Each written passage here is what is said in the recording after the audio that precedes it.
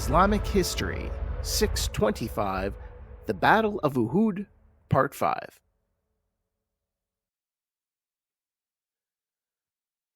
This will be the final Uhud episode, and so I kind of wanted to put it into some historical context.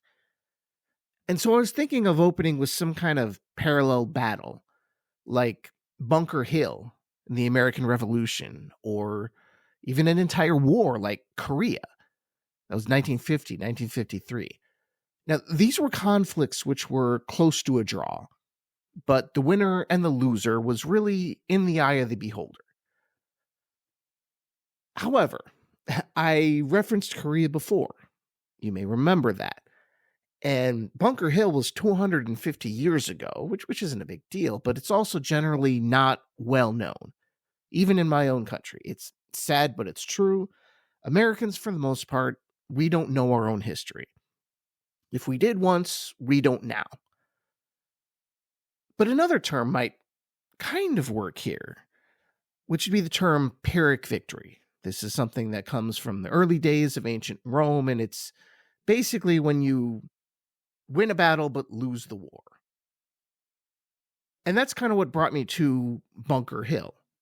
Because, Bunker Hill was technically a win, but not really. The Americans won the war as a result of Bunker Hill. Not directly, obviously, but again, a technical loss for the Americans, but something that would help them win the war in the end. And in that way, I think it's a very good analogy for Uhud, if you want to pick one of these things. The Meccans being the British and the Muslims being the Americans. So if you want a military analogy, I'm not going to go over it.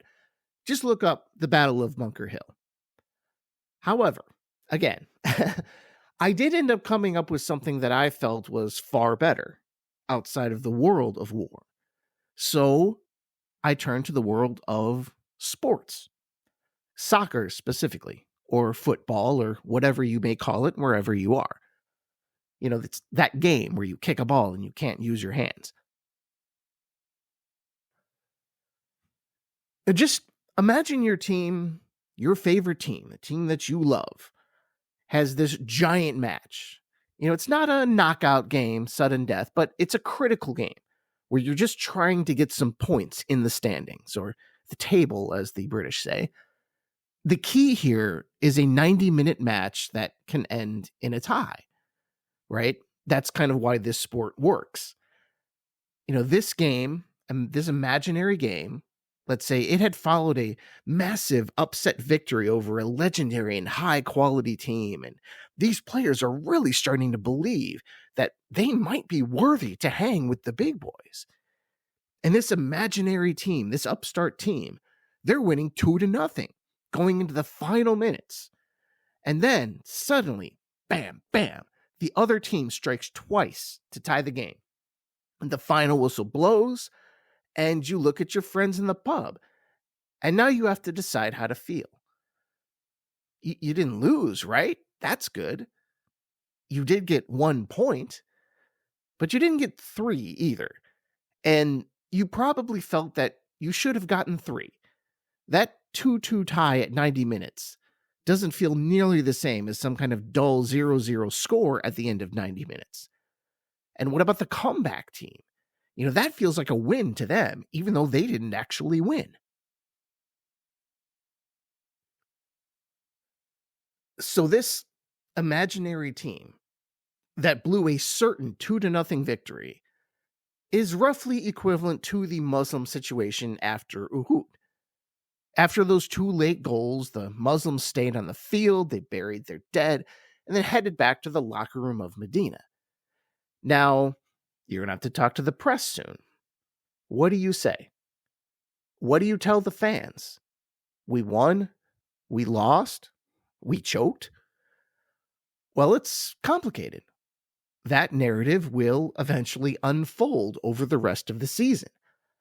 And it can be a sobering thing for a team that once felt invincible. Maybe you try to temper expectations a bit. As a coach, what do you do?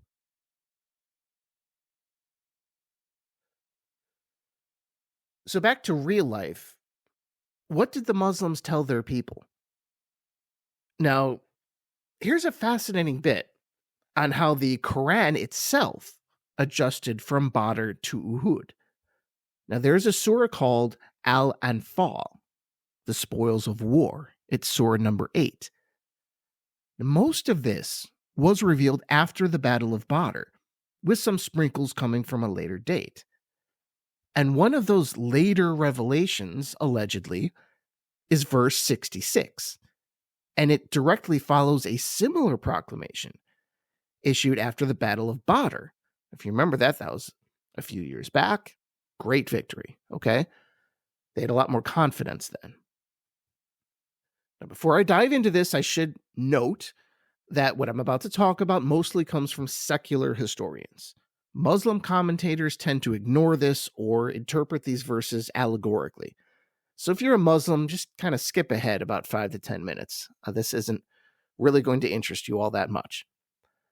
But for those of us interested in more of the raw history, even from just a non-religious perspective, regardless of religious affiliation, this is a really fascinating look at the Muslim mood after Badr and after Uhud, and the tempering of military expectations that came with it. All right, so this is Surah 8, verses 65 and then 66. They're very similar, but they're different. So here's verse 65, which was revealed after the Battle of Badr and the great Muslim triumph there, the military triumph. It says, "O Prophet, motivate the believers to fight. If there are 20 steadfast among you, they will overcome 200. And if there are 100 of you, they will overcome 1,000 of the disbelievers, for they are a people who do not comprehend." So, if you want to do some quick math here, that's saying that one Muslim can take on 10 unbelievers. 10 to 1. It's a heck of a ratio. However, immediately following that in the Quran, we have a verse on the same subject that was, many believe, revealed after Uhud and kind of tempers expectations a bit and seems to be clearly directed at the results after Uhud. So this is verse 66, immediately following. "Now Allah has lightened your burden, for he knows that there is weakness in you. So if there are 100 steadfast among you, they will overcome 200. And if there be 1,000, they will overcome 2,000 by Allah's will. And Allah is with the steadfast." So here's the reduced power of the Muslims being spoken. I mean, in truth, from God on high, saying, you can't do what you used to do. So the reduced power of the Muslims, you see a new ratio. There's the new math. You can see the reduced power of the Muslim warrior there. This is the new ratio, 2 to 1, not 10 to 1. The power of the Muslim warrior has been reduced to a fifth of his previous power, from 10 to 1 to 2 to 1. The directive here is that the Muslims should not fight unless they have at least half of their enemy's strength. And this was the result of Uhud.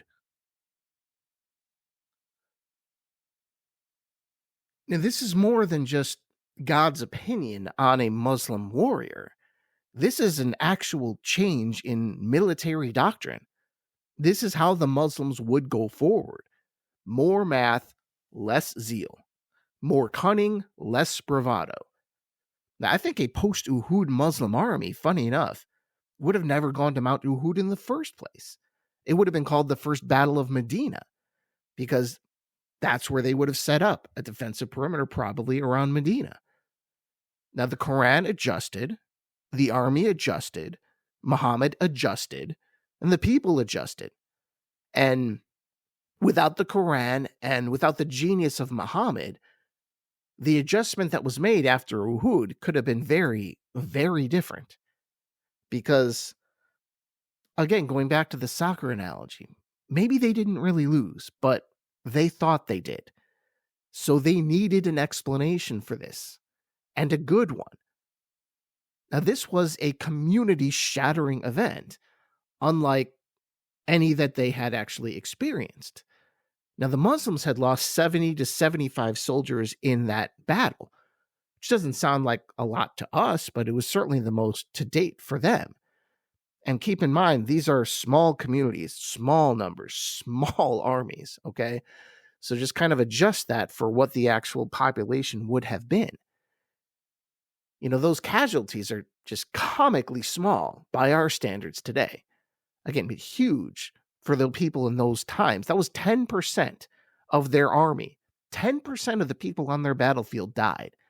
And worse, the losses had been extremely lopsided between the factions of Medina. So that's causing some internal strife, because only 4 of those dead people were immigrants from Mecca. The rest were native Medinans from the Aus and Khazraj tribes. And this is a recipe for disaster in a society, not just the division of a community, but because this was largely seen as a loss by the Muslims. Fair or not, it's clear that they at least considered this not a draw, but a loss. And given their religious sensibilities, that was unthinkable. It undermined Muhammad's claim to have God on his side, if his God existed at all. Was he really a prophet? If you claim that angels are fighting in the battle with you, what does it mean when you lose? Now, this is something you have to address. And not just address, you got to get ahead of it as much as you can. Now, the obvious thing to do in this situation would be blame the archers who left the hill. Pin it on them. Make a huge deal about it. Lay the entire loss at the faith of certain people not following orders. And the Quran actually does some of that, but not nearly as much as you might imagine, given the circumstances. Just on that subject, the Quran does say this. This is Surah 3, verse 152. Indeed, Allah fulfilled his promise to you when you initially swept them away by his will. Then your courage weakened and you disputed about the command and disobeyed after Allah had brought victory within your reach. Some of you, the archers, were after worldly gain, while others desired a heavenly reward. He denied you victory over them as a test. Yet, he has pardoned you, and Allah is gracious to the believers.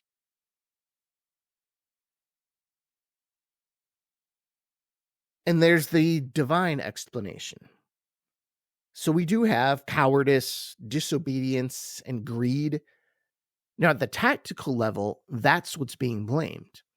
But ultimately, at the strategic level, the higher level, there will be a much larger claim being made here.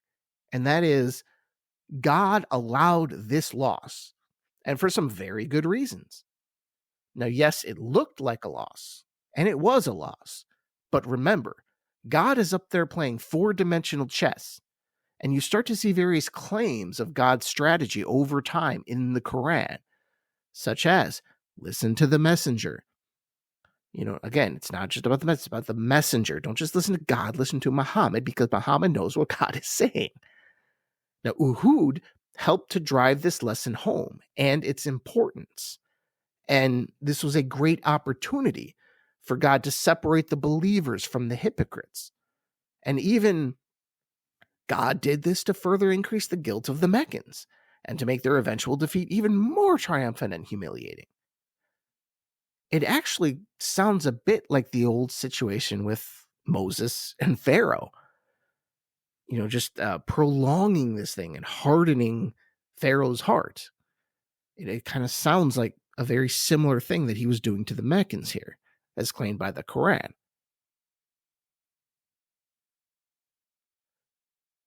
And what you don't see, somewhat surprisingly, is something like, hey, it wasn't that bad. You guys did great. There's no need to beat yourself up. It's okay. Instead, the Quran is actually using this for lessons on morality and really on an ultimate cosmology, something much, much bigger, as in trust God. God's enemies will not win in the end. That sort of thing. But what it doesn't do is try to ease the pain of the loss. Rather, it just uses the pain of the loss for something constructive. So, if you think about it, in a way, God has taken a position on the question of whether the Muslims lost at Uhud. God says, yes, the Meccans won the battle, and the Muslims lost the battle, at least for the purpose of Quranic sermons.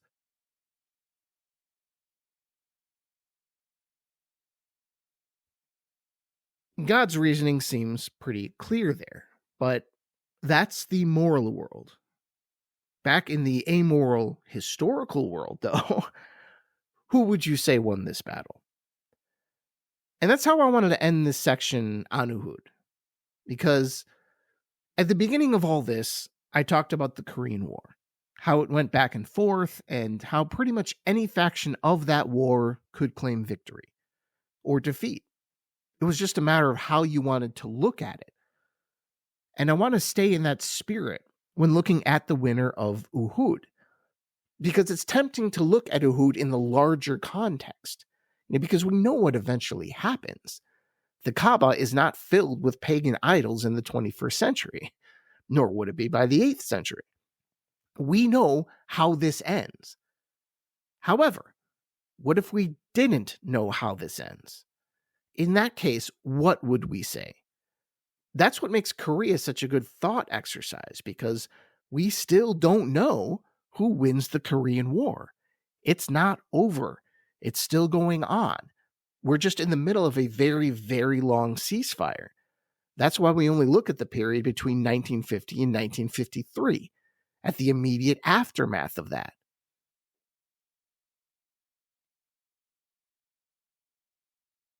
So, in that frame, assume you don't know how this ends, and you're a resident of Medina, and you're in the immediate aftermath of the Battle of Uhud. Now, here are some facts that you have to deal with. The Muslims lost twice as many people as the Meccans. They lost control of the battlefield. On the other hand, the Muslims still had their home. Islam was still a force. Muhammad was alive. Their situation didn't really get any worse.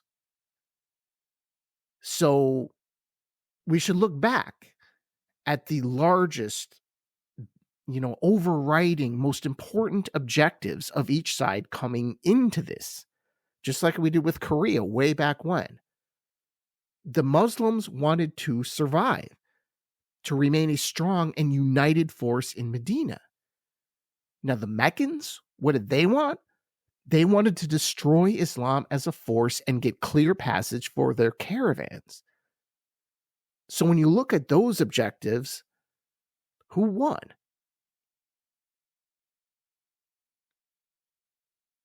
From a raw historical perspective, the morality play and the Quran and all that notwithstanding, at least in my opinion, the Muslims won this battle.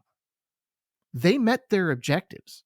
They survived as a religion and as a powerful force, and as a headache for Meccan caravans. The 75 dead warriors, as sad as that may be, it doesn't change any of that. They were in Medina as a coherent force, if not possibly a weaker one. I'm talking about the Muslims here, not the 75 dead warriors. They were still there and a force to be reckoned with. And Meccan caravans would not be going north anywhere near them, which is another failure for Mecca. And Muhammad himself was alive and in charge in Medina. That's another failure for Mecca.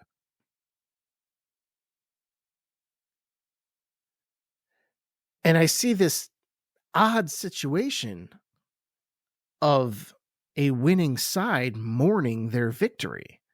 Again, the 75 warriors, I get that. But from a larger strategic military perspective, this was a win. It only felt like a loss because the win could have been much, much larger. And again, this wasn't without cost. 75 warriors, including Hamza. The scoreboard favored the Meccans, roughly 2-1 in casualties, but ultimately, in the cold calculus of military power, does that really matter? No one claims that the Germans won World War II just because their casualties were lower than the casualties of the Russians. Similar thing here.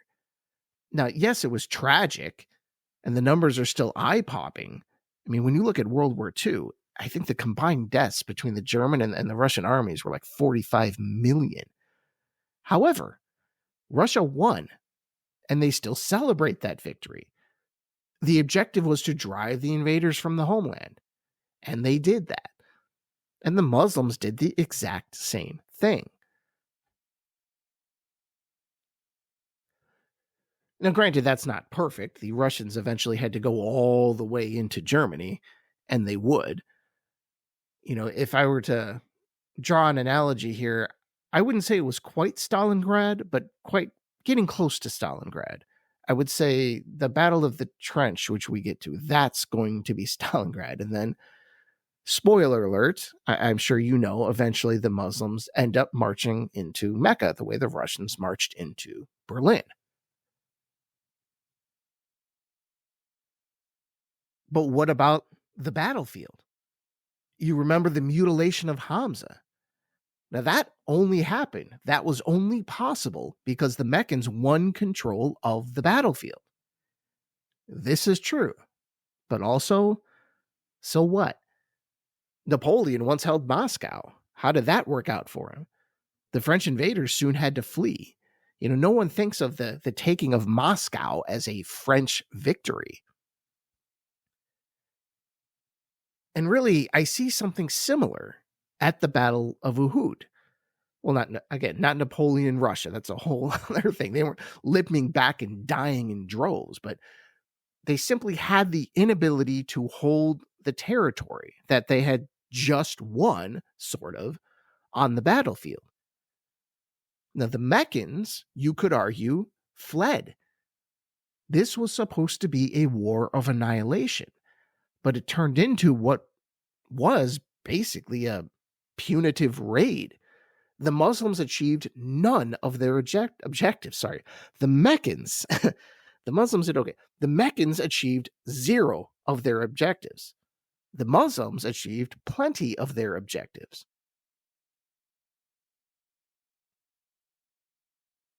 This was a very narrow victory for the Muslims, but in my opinion, a victory nonetheless, even if it didn't feel like a victory.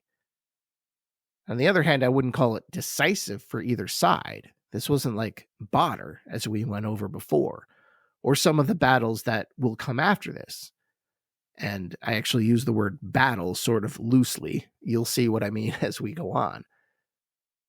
But the Battle of Uhud, in isolation, is not hugely significant from a military perspective. Now, it was from a religious perspective, from a moral perspective, from a societal perspective. And again, we just went over that in how the Muslims interpreted Uhud.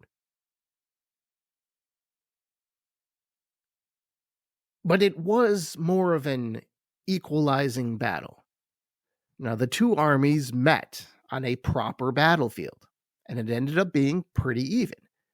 And in the immediate aftermath of the battle, both sides seemed to agree, you know what? It's a tie. Let's move on. Now, technically, the Muslims chased the Meccans afterward. I believe it was a day or two afterward, maybe one, I think like the next morning. Only it wasn't really a chase. This was just some kind of Arab customary thing, because Arabs are supposed to chase raiders after a raid to save face. And I suppose in their eyes, this was technically a raid. So you chase after raiders because that's just what you do.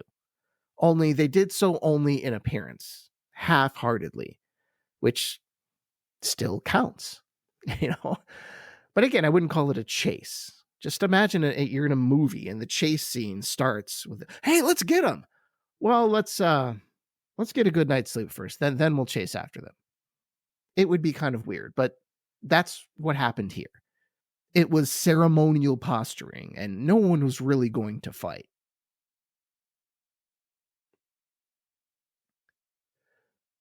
And the Meccans left slowly too, for similar reasons, so that they could pretend that they were not being chased away. Now, at a point, the two parties got somewhat close, and the Muslims made a display of lighting a whole bunch of fires at night to pretend they had a large army. And I'm sure the Meccans knew they didn't because, they stayed for a few days. That's just me speculating. I don't know this for sure, but they just wanted to show that they were not scared. And then they left for Mecca. They didn't retreat to Mecca. They left to Mecca, not being chased, just leaving. And then the Muslims went back to Medina because they had done their duty and pretended to chase the so-called raiders. Which is so fascinating, just from a human behavior standpoint. Because this is really one of those strange, ego-driven, face-saving, and seemingly empty rituals from the ancient world that I simply don't understand, regardless of which society is doing it. This is basically performative machismo. It's kayfabe, like professional wrestling. It's a delicate, scripted dance to assuage some primitive, prideful impulse in the hearts of certain men. Now, it's seen, again, from our perspective, way over here in the 21st century, it seems like an odd thing to employ in a war when everything is at stake. Because if one side breaks the script, all hell breaks loose and everybody loses. Now, even imaginary fighting results in injuries. Just look at the death of all those professional wrestlers over the years. And this isn't wrestling. It's an actual honest-to-God war. Just imagine if a real fight broke out. I mean, what would that look like? Where would it go? If someone broke the script at a time when one or both were particularly vulnerable. Just think of that dance that the Meccans and the Muslims just did. What if it went wrong? What would have happened? From our perch here in modernity, bizarre doesn't even begin to describe this behavior, which, to be fair, is a very good sign that I'm just not thinking very hard about this or not trying hard enough to see it from their perspective.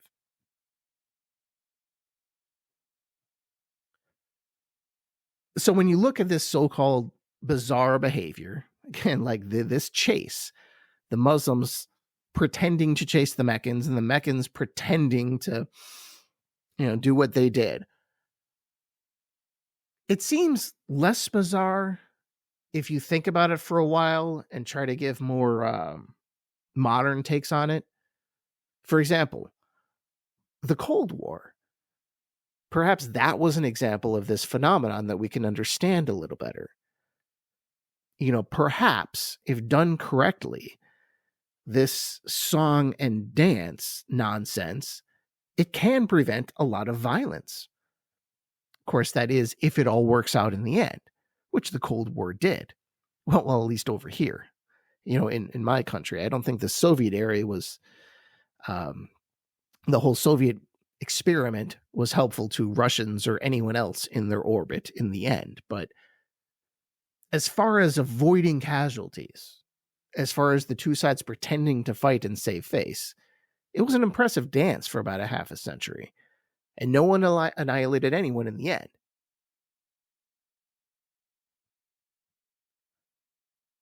And in the future, 1400 years from now, when some guy's doing a podcast on the Cold War, this whole thing's going to look just as stupid to him. Very similar to how we see what the Meccans and the Medinans just did. Especially considering this isn't the end. They know it's not the end. Everyone knows it's not the end.